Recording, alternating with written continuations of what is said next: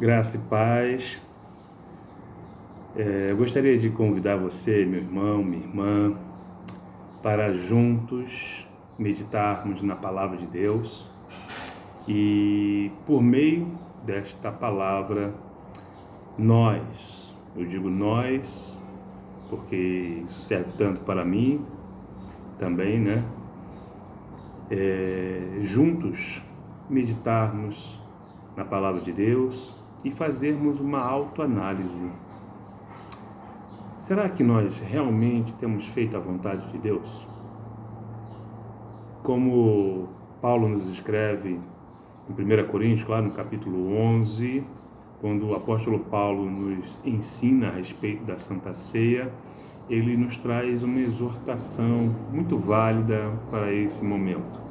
E ele então nos diz: examine-se, pois, o homem a si mesmo. Então, eu gostaria de lhe convidar, por meio desta palavra que nós iremos meditar, a fazermos este exame de nós mesmos e, por meio desta palavra, examinarmos como tem sido, como está sendo o nosso relacionamento com Deus. Será que realmente temos ouvido a voz do Senhor? Será que temos feito a vontade do Pai? Para tanto, quero lhe convidar a abrir a sua Bíblia, porque a palavra de Deus, ela é vida para nós, é ela que gera fé em nossos corações, é a palavra de Deus que nos sustenta e ela tem poder de nos santificar, de nos purificar e de nos ajudar a fazermos esse autoexame. Então abra a sua Bíblia no Evangelho de João, lá no capítulo 10, e nós vamos estar lendo do verso 1 até o verso 6,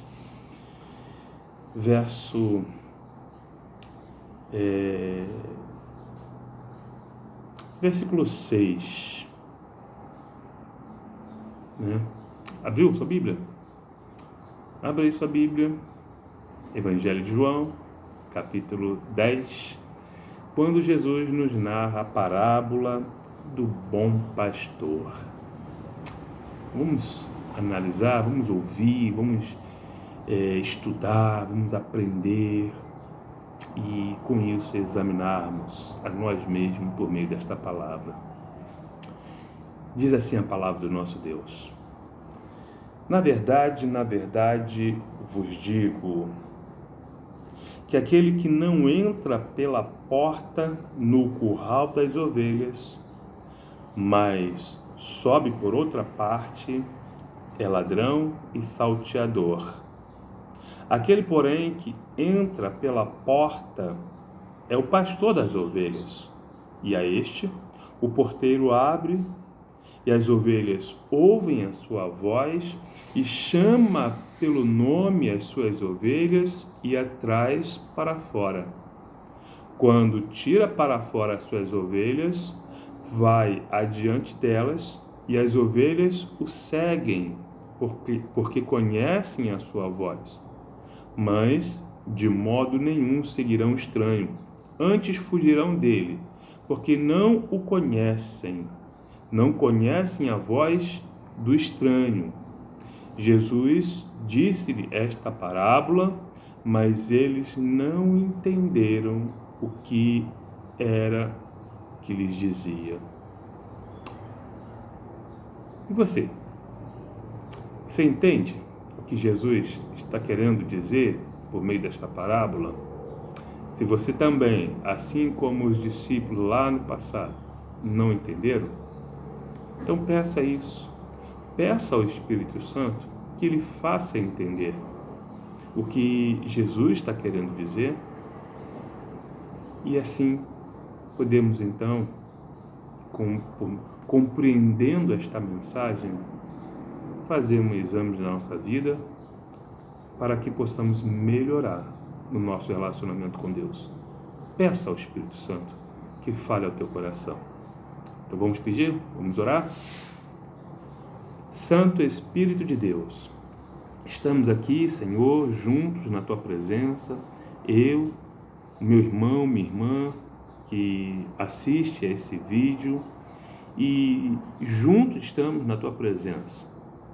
Pai, pode ser que o intervalo de tempo nos separe, mas quando o meu irmão ou minha irmã estiver ouvindo esta voz, estaremos juntos na tua presença. Quando o meu irmão, minha irmã estiver ouvindo, assistindo esse vídeo, estaremos juntos cultuando o teu santo nome e juntos estaremos prontos para ouvir e aprender com o Senhor Espírito Santo, porque Tu és o nosso mestre, Tu és o nosso ensinador de justiça. Por isso lhe pedimos, fale conosco, Espírito Santo de Deus, fale aos nossos corações. Queremos ouvir a Tua voz e aprender contigo e te pedimos que o Senhor nos ajude a olharmos para dentro de nós mesmos e assim, Senhor, nos examinarmos e avaliarmos nossa conduta, nosso comportamento, para que possamos melhorar, Senhor, na Tua presença e assim sermos filhos de Deus que agrade ao Pai. Nos ajude, fale conosco, nós necessitamos ouvir a Tua voz. Amém, Senhor. Amém, Jesus. Glória a Deus. Nesta parábola, Jesus, então, trazendo uma lição, né? A parábola sempre foi um instrumento didático em que Jesus, por onde Jesus transmitia lições preciosas, lições de vida para os seus discípulos e para nós como igreja. E nesta parábola aqui, Jesus então apresenta algo que era comum para aqueles homens. Talvez nem para todos, né? Porque alguns deles eram pescadores, mas com certeza todos conheciam, talvez não de praticar, mas conheciam então a função do pastor de ovelhas, né? Mesmo porque o Antigo Testamento é repleto de pessoas que exerceram essa função de pastorear ovelhas. E o exemplo mais comum que nós temos no Antigo Testamento é o Salmo 23, onde Davi, o rei Davi, apesar de ser rei, mas ele teve a experiência de pastorear ovelhas animais, o rebanho do seu pai, Jessé. Então, Davi, então, no Salmo 23, ele traz essa analogia, né? Dessa comparação de nós, servos de Deus, como ovelhas, e o Senhor como nosso pastor. Então, Davi, através do Salmo 23, traz, então, de uma forma alegórica, esse relacionamento que nós temos com Jesus, o nosso bom pastor. E Jesus aqui nesta parábola, ele usa então desta mesma figura de linguagem, né? Essa mesma alegoria, para mostrar o nosso relacionamento, para nos ensinar e nos aperfeiçoar nesse relacionamento que nós temos com o próprio Jesus. Nesta parábola nós encontramos 4 personagens. O primeiro que Jesus aponta é o ladrão, aquele que entra não pela porta, mas por outra parte, ele pula a cerca do curral, né? E Jesus então, ele se apresenta nesta parábola como o bom pastor, aquele que entra pela porta. E há um terceiro personagem, que é o porteiro, que representa então a pessoa do Espírito Santo, aquele que abre a porta para o pastor. E no quarto personagem nós temos as ovelhas, que somos nós, né? E Jesus então ensina aqui a respeito daquele que sobe pela outra parte, que não entra pela porta. Jesus diz que ele é ladrão e salteador, né? No versículo 1, deixa bem claro: o que não entra pela porta, no curral das ovelhas, mas sobe por outra parte, é ladrão e salteador. Lá no versículo, deixa eu ver aqui, no versículo 10, Jesus, ele então dá uma ênfase maior a respeito do ladrão. Lá no versículo 10, aqui mesmo no capítulo 10, mas agora no verso 10, Jesus diz: o ladrão não vem senão a roubar, matar e destruir. Essa é a função do ladrão. Ele vem para matar, roubar e destruir. Por isso que ele não entra pela porta, como é comum de um ladrão entrar pela janela, né? Ou arrombar, mesmo quando entra pela porta, ele arromba a porta, mas ele veio para trazer desgraça. Jesus veio para trazer a graça. O ladrão veio para trazer desgraça. Tanto que Jesus é bem claro, ele veio para roubar, matar e destruir. Mas o bom pastor, ele veio para dar vida. Jesus diz lá aqui no verso 3, que para o pastor, o porteiro abre a porta das ovelhas. Abre a porta, né, para o pastor das ovelhas. E as ovelhas ouvem o chamado do pastor, e o pastor as traz para fora. Nessa parábola, curral significa lugar de aprisionamento, onde as ovelhas estão aprisionadas. Então, o bom pastor, ele traz para fora, ou seja, ele dá liberdade, ele traz liberdade para as ovelhas. E Jesus mesmo, ele no capítulo 8, deixa isso bem claro, que ele veio para nos libertar.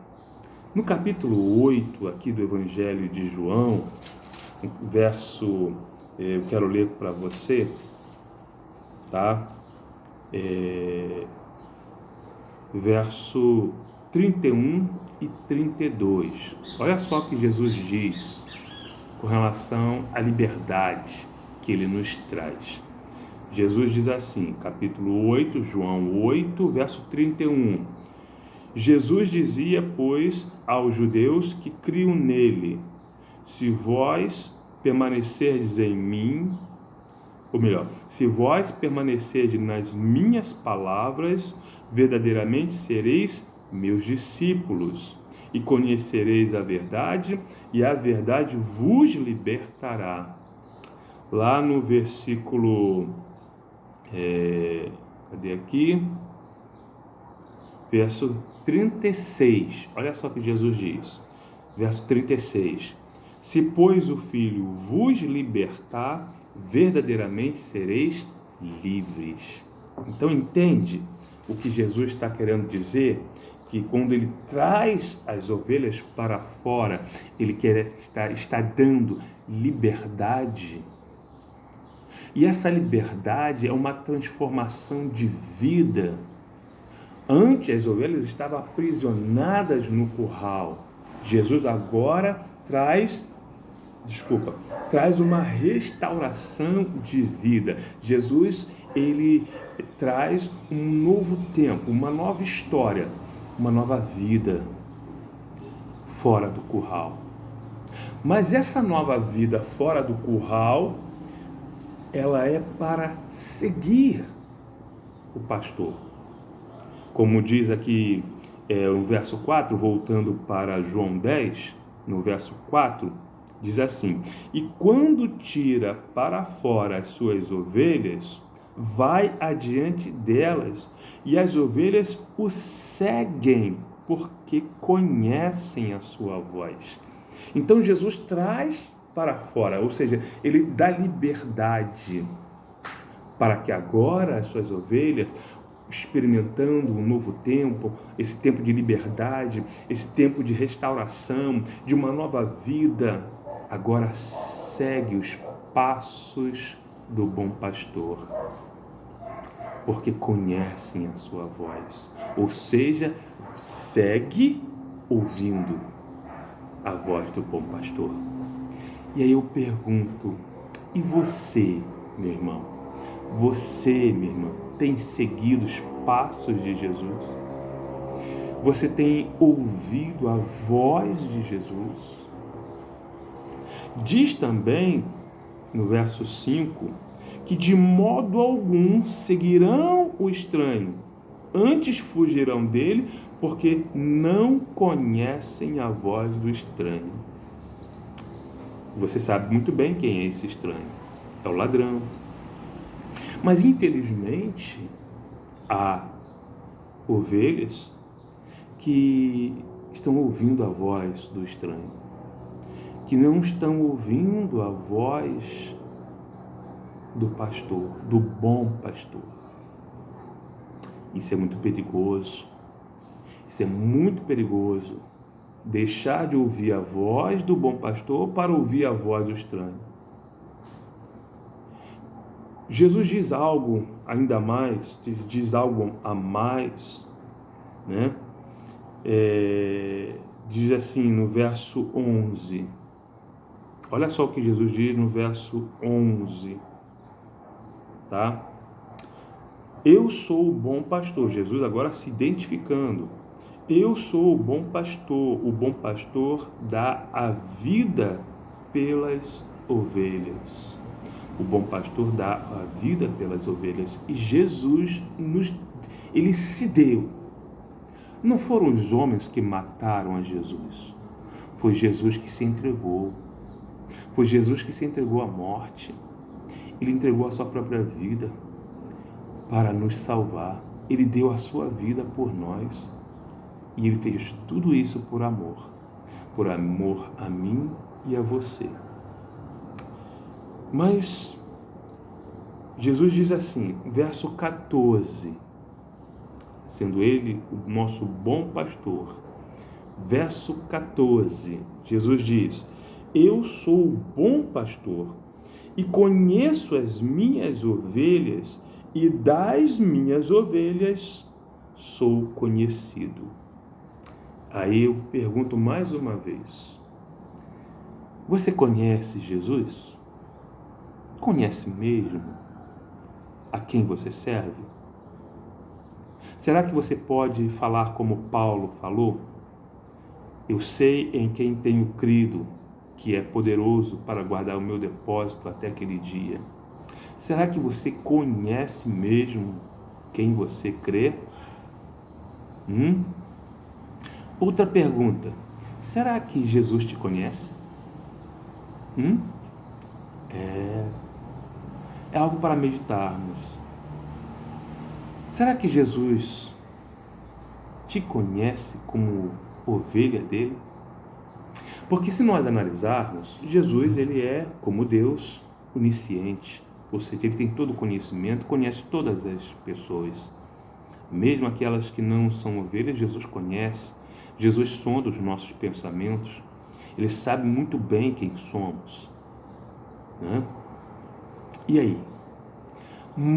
Porém, será que ele te conhece como ovelha? Jesus também narra uma outra parábola, lá no Evangelho de Mateus, no capítulo 25, Jesus narra, 24, né? Ele traz uma palavra profética, que quando na volta do Senhor, ele vai julgar as nações e vai separar o bode das ovelhas. Vai separar as ovelhas para a sua direita e os bodes para a sua esquerda. Aí eu pergunto, e você? De que lado você estará? Ao lado das ovelhas ou ao lado dos bodes? Você é ovelha ou você é bode? Bode é sinônimo de rebeldia. Ovelha, sinônimo de obediência. Infelizmente, nem todos que estão dentro da casa de Deus, nem todos aqueles que dizem Senhor, Senhor, entrará no reino dos céus. Foi o próprio Jesus que disse isso. Vamos ver essa passagem? Abre aí sua Bíblia. No Evangelho de Mateus, no capítulo 7. Mateus, capítulo 7. Olha só o que Jesus diz. Olha que exortação séria para mim e para você.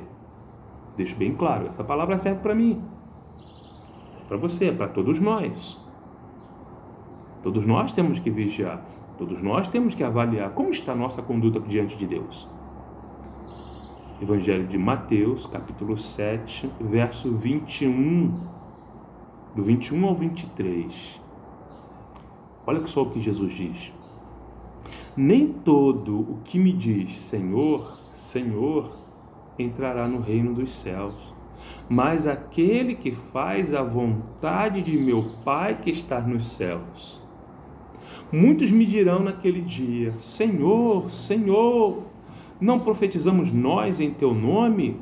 E em teu nome não expulsamos demônios? Em teu nome não fizemos muitas maravilhas? Então lhes direi abertamente, nunca vos conheci. Apartai-vos de mim, vós que praticais a iniquidade. Aí eu pergunto mais uma vez, quem eram essas pessoas que chamavam Senhor, Senhor, que chamavam Jesus, Senhor, Senhor? Quem era? E que dizia para Jesus, Senhor, não fizemos nós muitas maravilhas, em teu nome profetizamos, né? Expulsamos demônios, em teu nome cantamos no louvor da igreja, preguei, Senhor, diante do teu povo, evangelizei pessoas que estavam dentro da igreja.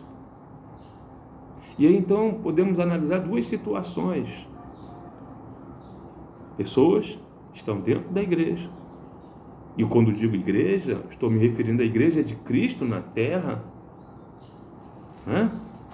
Pessoas que estão dentro da igreja, se dizendo crente, falando como crente, se vestindo como crente, mas quando sai da igreja, quando acaba o culto, sai da igreja, esquecem que são crentes e começam a fazer coisas erradas, práticas de pecado.